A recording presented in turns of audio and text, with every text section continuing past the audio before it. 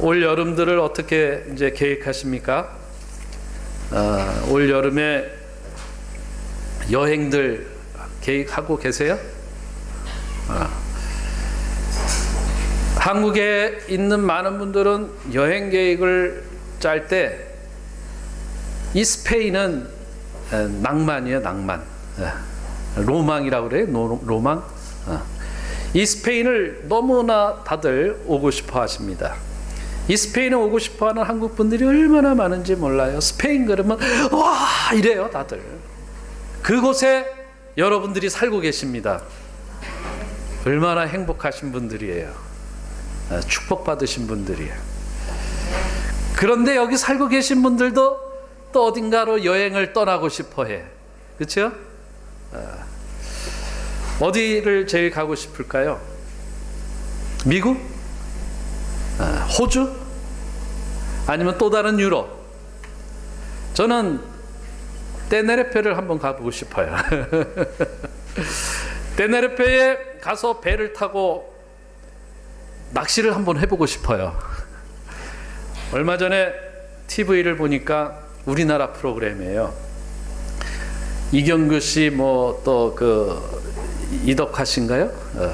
이제 나이 드신 분들이 네덜란드까지 나와가지고 배를 타고 낚시를 하는데 고기가 1m짜리가 잡히는 거예요. 1m짜리 하나 잡아서 회를 뜨고 뭐 전을 부치고 찌개를 끓이고 그래서 이제 먹는데 뭐 거기 뭐 1m짜리 고기 하나면은 뭐 거기 온 모든 스텝까지도 다 같이 먹을 수 있는 양인 것 같아. 그거 보고 테네리페에 가서 고기 한번 잡아봤으면 좋겠다, 이런 마음이 생기더라고요. 여러분들은 올 여름 여행 계획 많이 하실 줄 믿습니다. 좋은데 잘 다녀오시기 바랍니다. 이 여행을 하게 되면 먼저 코스를 잘 짜야 돼요. 코스, 목적지. 코스와 목적지가 참 중요한 거예요. 그리고 그 코스 속에서 또 목적지에 가서 내가 볼 것과 해야 할 것들이 무엇이냐 하는 것을 잘 계획해야 합니다. 그런 것 없이 무작정 떠나는 여행은 아무런 의미도 없죠. 그냥 가서 뭐 누가 뭐 좋은 거 보게 되면 그냥 보고, 좋은 거 먹게 되면 먹고, 좋은 사람 만나게 되면 만나고, 그러고 나서 돌아왔다.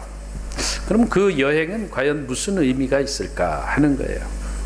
요즘에 나이 드신 분들이 이제 많이 여행을 다니세요. 이제 경제적으로 많이 좀 여유가 있다 보면은 여행을 다니시는데, 젊은 사람들보다 나이 드신 분들이 많이 다닙니다.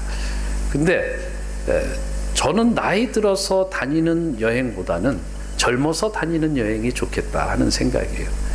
젊어서 다니는 여행은 보는 것들이 다 배우는 것들이에요. 보는 것들이 다 내가 깨닫고 배워서 나의 인생, 새로운 인생을 만들어가는데 보탬이 되는 거예요. 근데 나이 드신 분들의 여행은 뭐예요? 뭐 이제 새롭게 뭐를 더 해보자 개념보다는 쉼, 편안함, 이런 것들을 즐기는 시간을 가지면 되는 거예요. 그러니까 여행의 목적이 좀 틀리죠.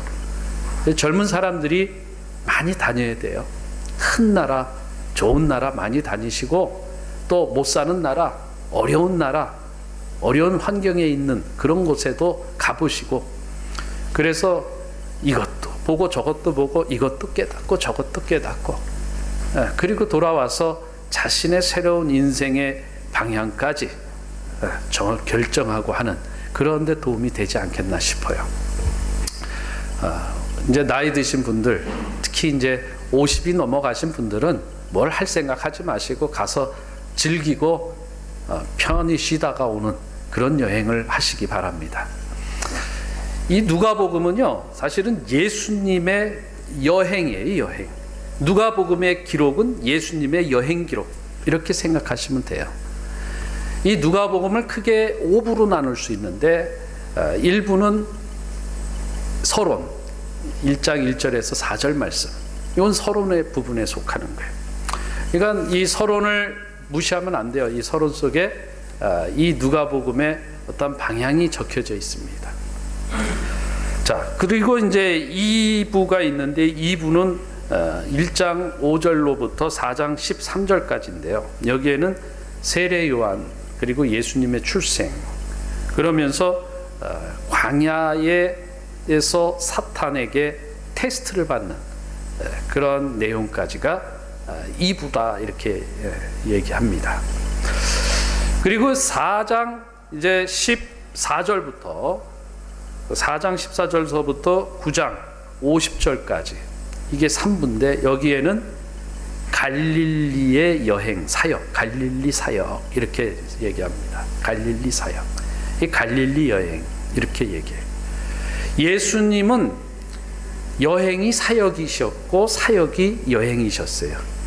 인생이 사역이셨고 인생이 여행이셨어요.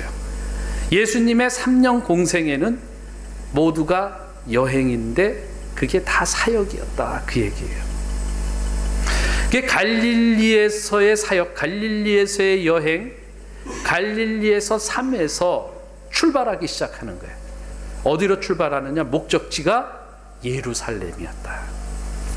예루살렘이 마지막 목적지고 그 중간 이제 9장 51절부터 19장 27절까지 이게 4부인데 여기는 이제 여행을 하면서 이제 가는 코스죠.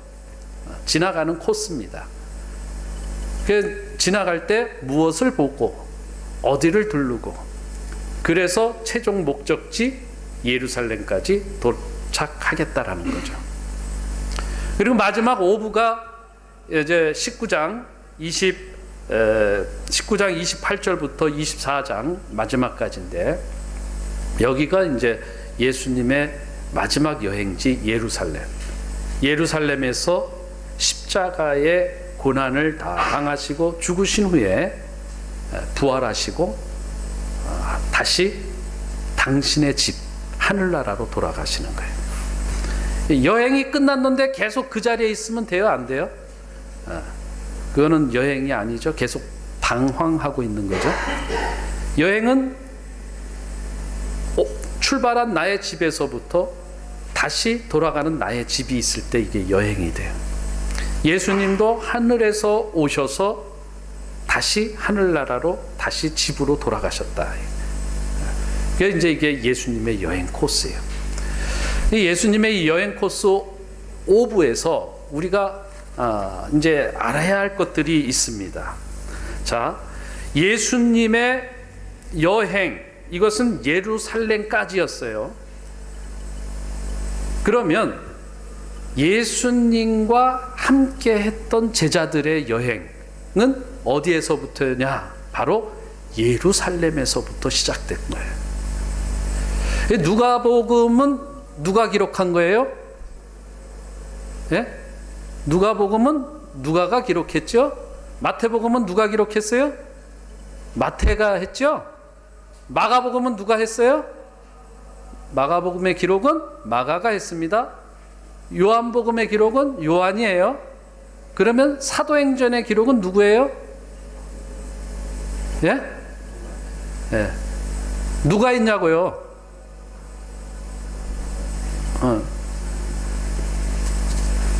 누가 기록했다고요? 예, 누가 기록했어요?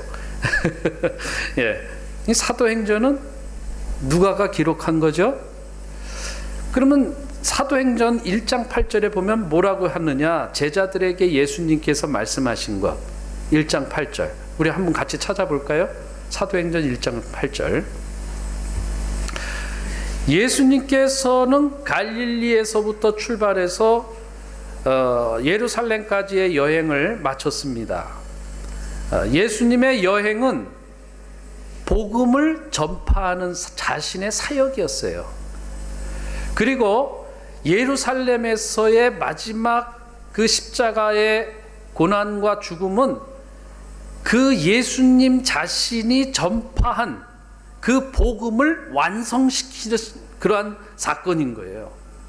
그러면서 예수님이 예루살렘에서 모든 여행을 마치고 모든 복음 전파와 복음에 대한 모든 것을 완성하시고 부활하셔서 하늘나라로 가셨습니다. 이제 거기까지 예수님은 하신 일을 다 하신 거예요. 그러면 그 다음에 예수님은 제자들에게 또 얘기를 합니다. 예수님의 이 복음 전파의 사역, 복음 전파의 삶, 복음 전파하는 여행을 너희들도 계속해야 된다. 어디에서부터냐? 1장 8절 같이 읽겠습니다. 시작.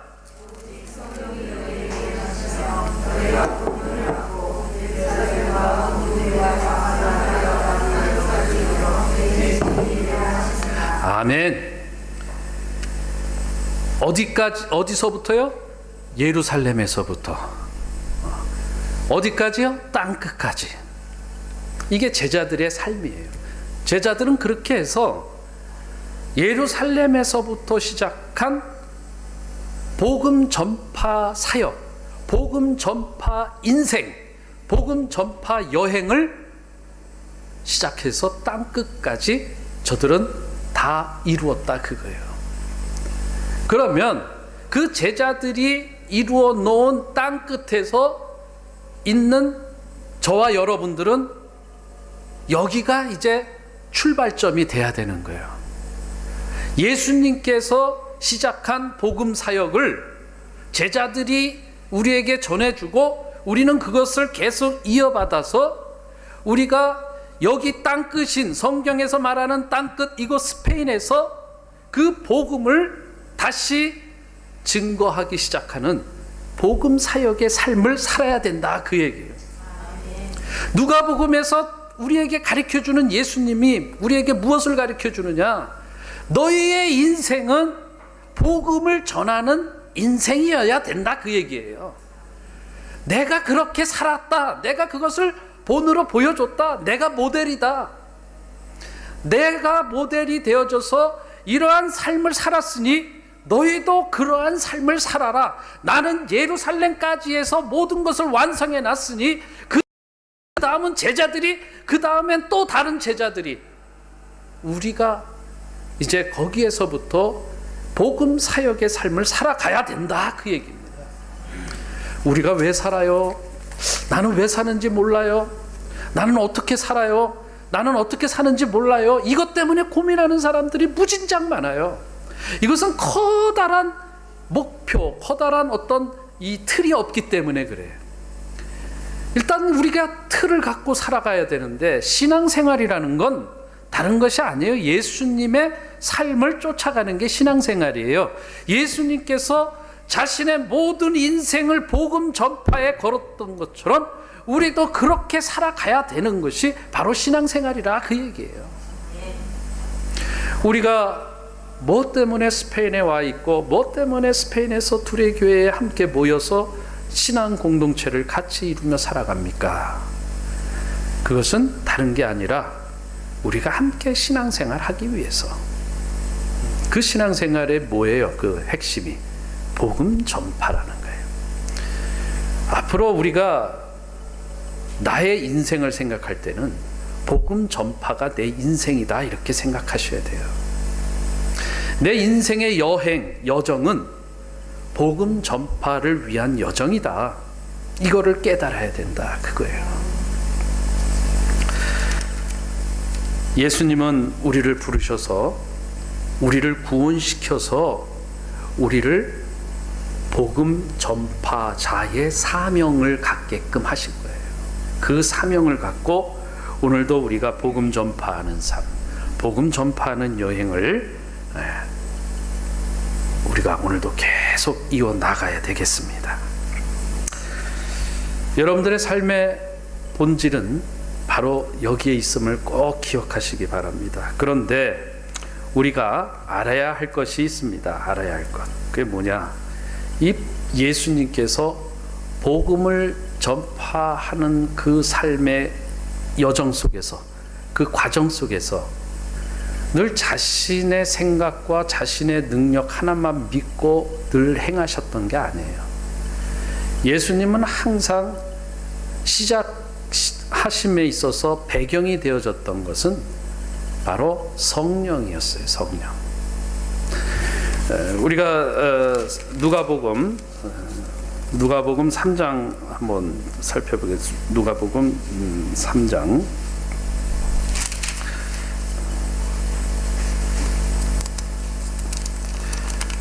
예수님께서 이 광야에서 이제 광야에서 이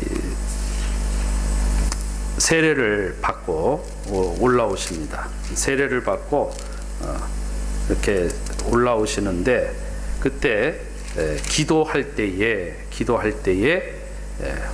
성령께서 예수님에게 성령의 비둘기가 예수님에게 쭉 임하는 거예요. 우리 3장 21절 22절 같이 한번 읽어보겠습니다. 3장 21절 22절 시작. 백성이 다 세례를 받을새 성령이 비둘기 같은 형체로 그 위에 강림하시더니 하늘로부터 소리가 나기를 너는 내 사랑하는 아들이라 내가 너를 기뻐하노라 하시니라. 아멘. 이 공생애를 시작할 때에 바로 성령께서 그 위에 강림하셨다. 예수님의 모든 삶 속에, 그 사역 속에, 예수님의 여행 속에는 성령이 늘 함께 동행하셨다. 예수님은 이 성령에 의해서 항상 이 모든 일을 감당하셨어요. 4장 1절 한번 보겠습니다. 4장 1절 한번 같이 읽어보겠습니다. 4장 1절 시작. 예수께서 성령의 충만함을 입어 요단강에서 돌아오사 광야에서 40일 동안 성령에게 이끌리시며. 아멘. 성령의 충만함을 받고 광야에서 또 성령의 이끌림을 받았다. 모든 예수님의 그 과정 속에는 이 누가복음을 잘 읽다 보면 다른 복음에서 얘기하지 않는 부분이 뭐냐? 예수님과 성령이 늘 짝을 이루어 나갔다라는 거예요. 오늘 말씀 한번 읽어볼까요? 18절 같이 한번 읽어보겠습니다. 18절 시작. 주의 성령이 내게 임하셨으니 이는 가난한 자에게 복음을 내게 기름을 부으시고. 아멘. 예수님이 지금 말씀하시는데 예수님은 지금 성령이 내게 임했다라는 거예요. 예수님은 내게 기름을 부으사. 여기서 기름을 부었다는 게 뭐예요? 이 성령의 권능을 상징하는 게 성령의 권능. 예수님은 여행을 하실 때에 늘 성령과 함께 동행했다, 그 얘기예요. 여행할 때 누구랑 같이 가는 게 가장 좋은가 할 때 나에게 도움이 되어주고 나에게 힘이 되어주는 사람과 갈 때 여행이 재밌어요. 나에게 늘 부탁하고 나에게 늘 얻어먹고 뺏어먹는 사람과 함께 여행을 가면 짜증이 나요. 조금 있다가 얄며 죽겠어. 저거는 설거지도 안 해. 저거는 차비도 안 내. 저거는 밥값도 안 내. 그러면 여행이 이제 그 다음부터 짜증나고 재미없죠. 누구랑 여행하느냐? 예수님은 성령님과 함께 했다. 성령님과 함께 하니까 예수님은 힘들고 어렵고 그러한 상황이 많이 있을지라도 그게 힘들고 어렵고 그런 게 아니었어요. 그것 때문에 예수님이 짜증내서 난 못 해먹겠다. 나 이 짓 안 할래. 이렇게 불평하거나 짜증내지 않았다 이게요. 예수님은 그 길을 끝까지 가셨죠. 마지막 십자가의 마지막에 자신의 임무를 완수하실 때까지 성령께서 함께 하심으로 그는 그 일을 다 감당해내시고 승리하시고 이기셨다 이게. 우리가 살아가는데 우리가 여행을 하는 데 있어서 물론 내 아내도 귀중하고 내 자녀들도 귀중하고 내 남편도 소중해. 내 친구들도 내 믿음의 식구들 동료들도 참 중요한 거예요. 그런데 제일 중요한 것 우리가 빠뜨리지 말아야 할 것 그것이 바로 성령님이다.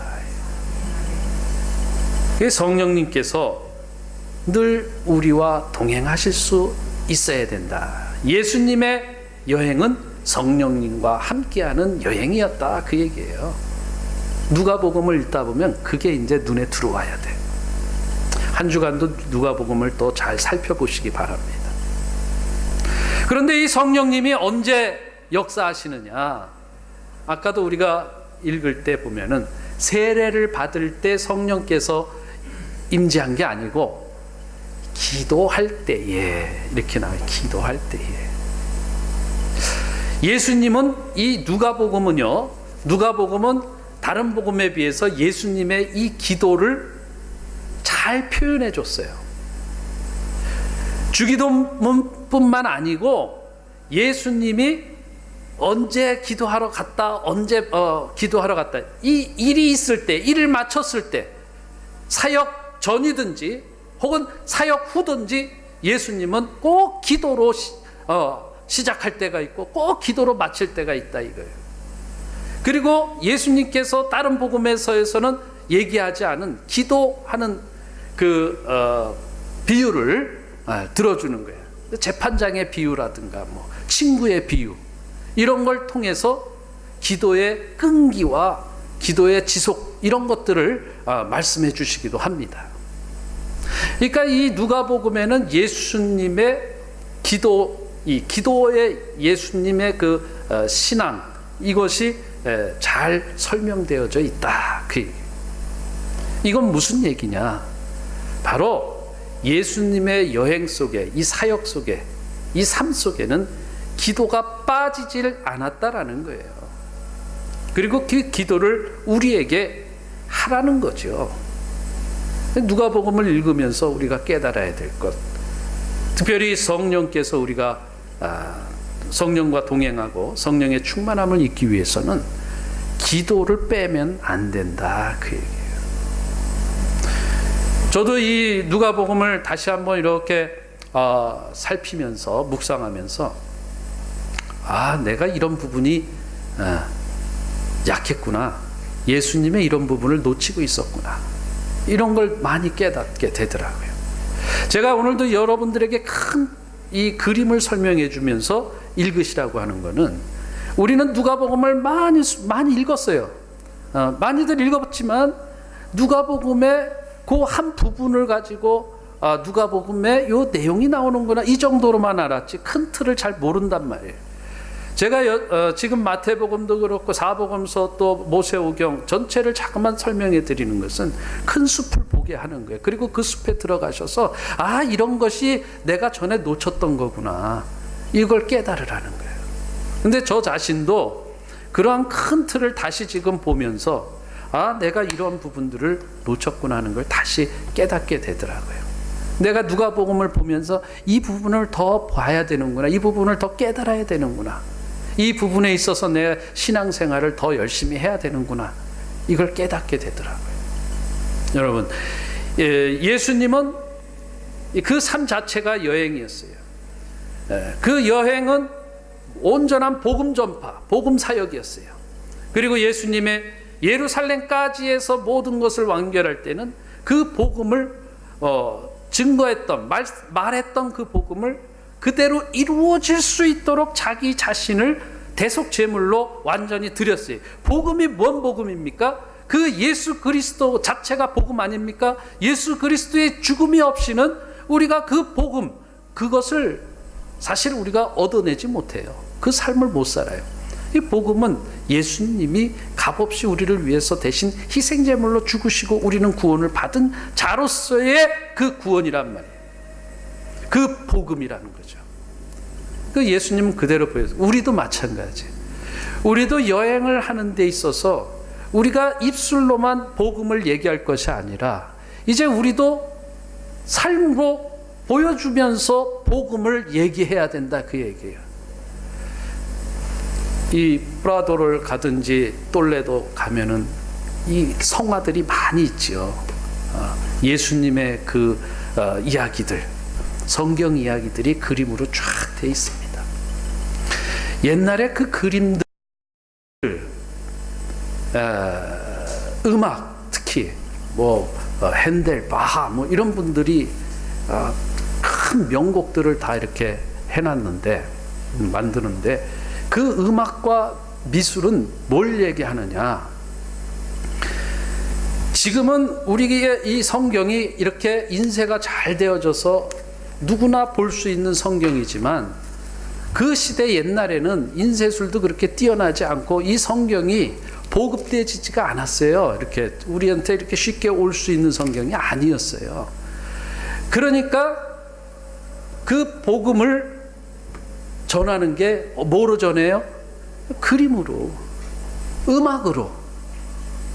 그러니까 그림과 음악이 사실은 이 복음을 전하는 그 당시에 메신저 역할을 하는 거예요. 오늘날에는 이 책뿐만 아니라 이제는 인터넷, 뭡니까? SNS 이런 것들이 무진장 발전해가지고 지금은 이제 복음이 그쪽으로 다 막 쏟아져 나오잖아요. 그런데 중요한 것은 들리는 것, 말로써, 이 눈으로서 보는 이런 것들은 많이 있지만 실질적으로 사람이 삶으로 나타내지는 복음은 아주 귀하다, 이게 귀하다. 우리 두레교회 성도님들이 뭐를 얘기해야 되느냐? 그림을 그려서 복음을 전하는 것, 이것도 중요하지만 이제 그 시대는 지났어요. 인터넷 SNS에다 우리가 교회 홈페이지도 만들어서 올리고 다 뭐 해야 되는 거 맞아요. 그러나 그건 이제 홍수요, 홍수. 너무나 많아. 아무 교회 이름만 치고 들어가도 멋진 홈페이지 많이 나오고 멋진 이 설교들이 엄청 많이 나와요. 그거를 우리가 같이 하자 이렇게 얘기하면 안 돼. 더 중요한 것은 우리가 삶으로 보여내자, 그 얘기예요. 삶으로.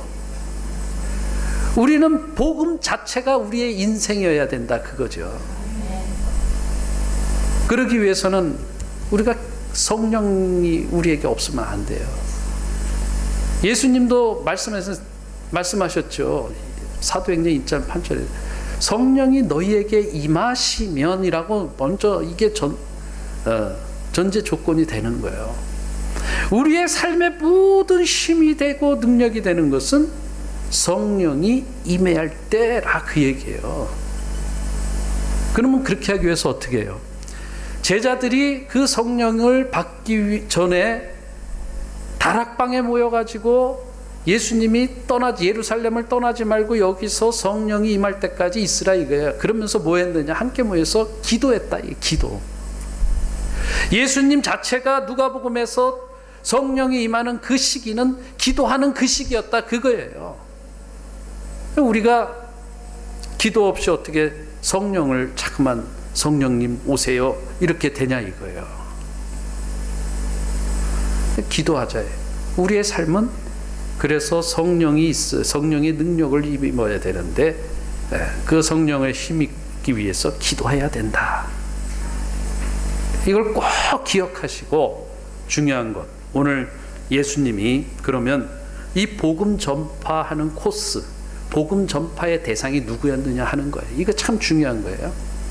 우리는 사람들은 편안한 곳, 멋있는 곳, 재밌는 곳만 찾아다닙니다. 그게 여행의 필수 조건들이에요, 우리에게. 그렇죠? 좋은 사람 만나고 높은 사람 만나고 능력 있는 사람 만나는 게 바로 우리의 인생의 삶의 코스예요. 그걸 원해요. 그런데 예수님은 그 방향이 아니었어요.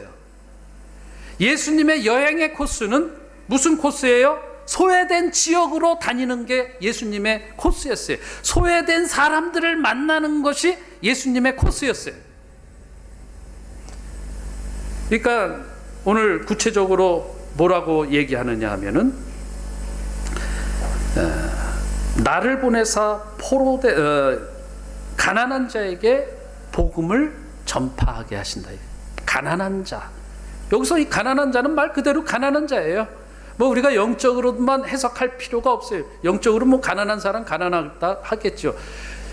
노골적으로 여기서 가난하다는 것은 돈 없는 사람이에요. 남들에게 도움을 받지 않으면 절대 살지 못하는 그러한 거렁뱅이 같은 인생을 말하는 거예요.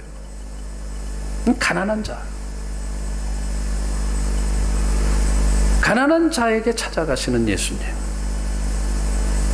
포로된 자, 말 그대로 포로된 자예요. 포로된 자. 포로는 노예예요. 포로는 가치가 이 힘에 있죠. 그거 외에는 가치가 없어요.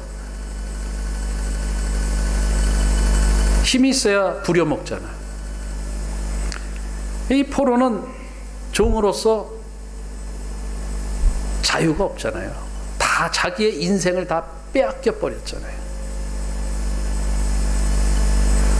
눈먼 자, 무식한 자들이 눈먼 자, 무식한 자들. 너무나 무식해서 이게 된장이냐 뭐냐 구분이 안 되는 사람들, 분별력이 안 되는 사람들. 눌린 자, 상처 속에서, 아픔 속에서.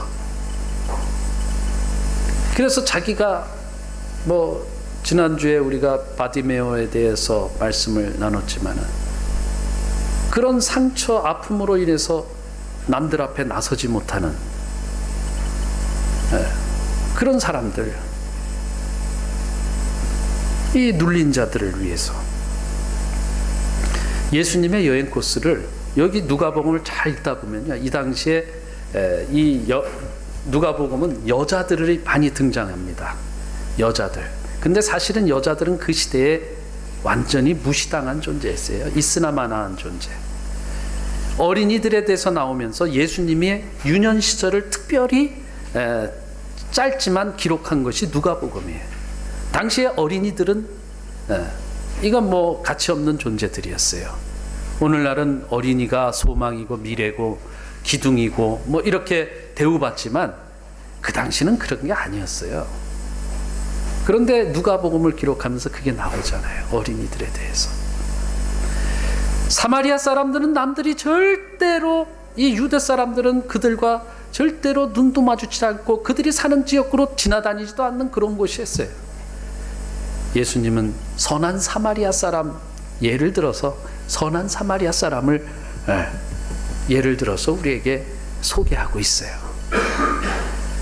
과부, 전혀 이건 살아갈 수 있는 능력도 힘도 없는 그러한 여인에 대해서 기록을 하고 있어요. 아들이 죽은 나인성 과부, 그는 완전히 버려진 인생이에요. 그런 자들을 이 성경은 계속 얘기하고 있다. 죄인들에 대해서. 그러니까 이 누가복음은 철저하게 소외된 지역, 소외된 사람들을 예수님이 찾아다니는 코스, 복음 전파의 코스, 복음 전파의 대상으로 삼아서 다녔다. 우리도 오늘 이 땅에 살면서 예수님의 이 여행 코스를 꼭 기억해야 된다. 중요한 것은 먼저 우리 공동체 안에 소외된 사람이 있습니까? 공동체 안에 어려운 사람이 있습니까? 공동체 안에서 정말 힘든 사람이 있냐 이거예요.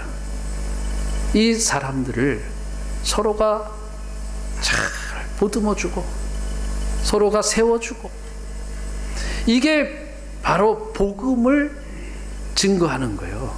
복음의 삶을 사는 거예요. 이 훈련이 되어졌을 때 이제 마드리드로 나가야죠. 마드리드에서 바르셀로나로, 저 세비야로, 저쪽 아프리카, 저 유럽, 남미 이르는 거예요. 우리가 무조건 남미로 가자 그렇게 되는 거 아니에요. 이 안에서 출발하자. 누가복음에 나타나신 예수님, 인자로 오신 그 예수님, 인간을 너무너무나 사랑하셔서 불쌍히 여기셔서 저들을 위해서 복음을 증거하고 저들을 위해서 복음을 완수하신 그 예수님의 그 여정을 우리가 따라가자. 이건 내 힘, 내 능력 갖고 안 돼요.